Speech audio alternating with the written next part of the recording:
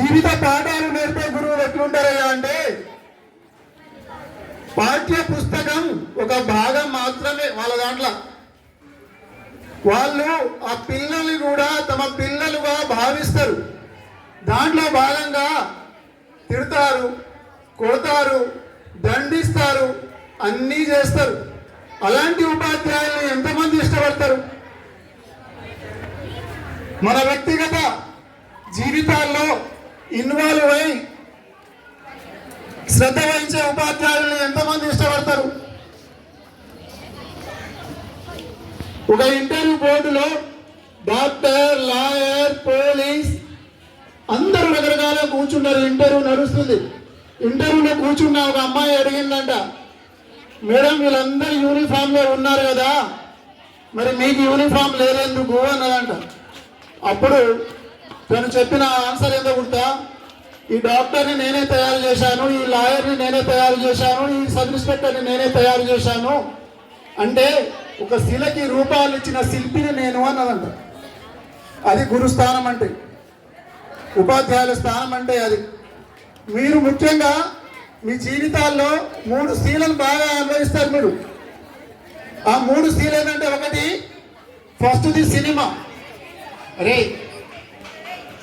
వినండి వినండి అంటున్నా, వినండి అంటున్నా. మొదటి సినిమా. మొదటి మీరు వదిలేయాల్సిన మొదటి ఏంది? సినిమా. సినిమా తగ్గేదలే. హీరో ఎవరు? అల్లు అర్జునా? ఏ సినిమా? మైటోకాండ్రియన్ ఏమంటారు? మైటోకాండ్రియన్ ఏమంటారు? Very good. చూడండి, మన జీవితాల్లో సినిమా ఎంత పెద్ద పాత్ర పోషిస్తుందో చూడండి. కాబట్టి మన జీవితానికి పనికొచ్చే సినిమాని చూద్దాం. ఇంకో సి ఏంది?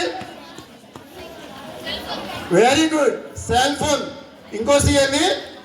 Cell phone. మన సమయాన్ని హరించి సమాజానికి దూరం చేసి మనల్ని అన్ని రకాలుగా మన మెదడుని పాడు చేస్తున్న పరికరం ఏదన్నా ఉందా అంటే సెల్ ఫోన్. అలా అని చెడ్డదంటమా? వాడుకున్నోనికి వాడుకున్నంత మంచి కొరకు వాడుకుంటే మనకి యూట్యూబ్లో కనీసం దాంట్లో how to develop leadership qualities అని కొట్టండి, వస్తుంది. How to communicate with others అని కొట్టండి, వస్తుంది. మీ సిలబస్ కొట్టండి, వస్తుంది. ఎంత చక్కగా వాడుకుంటే అంత చక్కగా ఉపయోగపడుతుంది. కానీ మనం అనవసరమైన దానికి ఎక్కువగా యూజ్ చేస్తాం. ఇంకొక సీఎం చెప్పగలుగుతారా?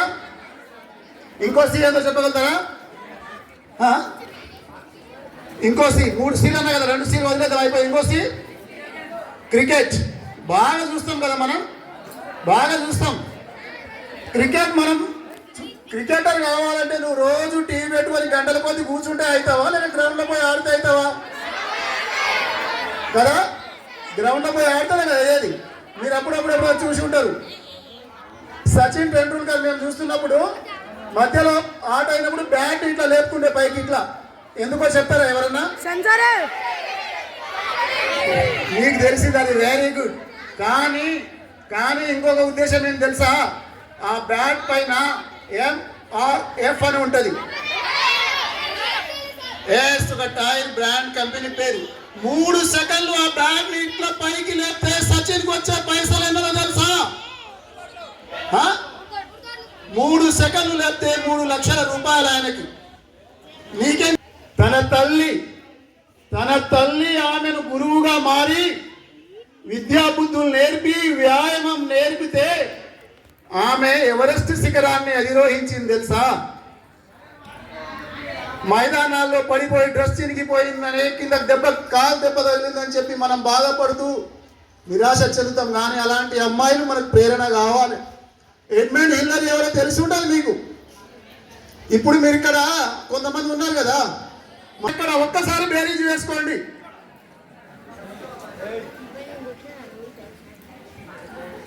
తల్లిదండ్రులు చాలామంది మీ ఫేవరెట్ హీరో ఎవరు? ప్రభాస్. Wow, super.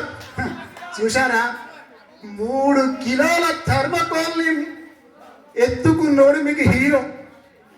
నవమాసాలు మోసి 3 కిలోల బరువుని 9 నెలలు మీ అమ్మ మోస్తుంది కదా. మిమ్మల్ని నా కొడుక్కి ప్రపంచం కనబడదని చెప్పి తన భుజాల మీద ఎత్తుకుంటాడే. నాకంటే ఇంకా ఎత్తుగా చూడాలి మా నాన్న, నా బిడ్డ ఇంకా పెద్ద సమాజాన్ని చూడాలని భుజాల మీద తిప్పుకొని తిరుగుతాడే మీ నాన్న. నీకు హీరో కాడా? నీకు హీరో కాడా?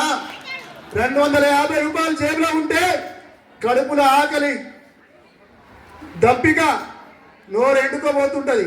బిర్యానీ పిలుస్తుంటది, రా తిందువురా తిందువురా ఆఫర్ అని. కానీ నీ తండ్రి ఏం చేస్తాడు తెలుసా?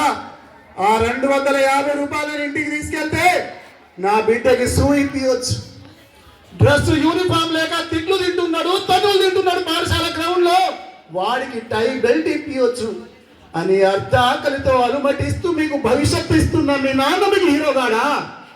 3 కిలోల థర్మకోల్ మోస్తాడు, మీకు హీరో అయ్యాడా?